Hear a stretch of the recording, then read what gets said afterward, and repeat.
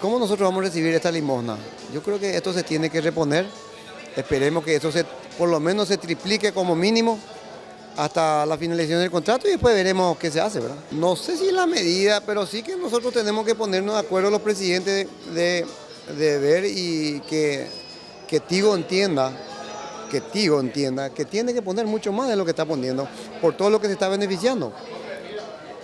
Cuando nosotros hicimos con un contrato de $500.000 en aquel entonces, que mucho se peleó, que aún así estuvimos disconformes, resulta que con el cambio del día en aquella firma del contrato, ahora apenas estamos recibiendo $300.000.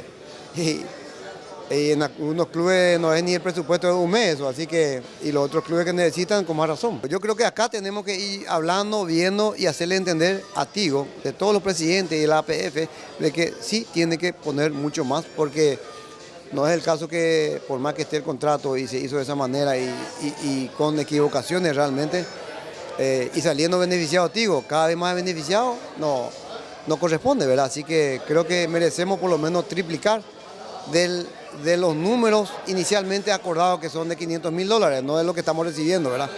Entonces, si $500.000 en aquel entonces estamos, por lo menos 1.500.000 tenemos que recibir por equipo, ¿verdad?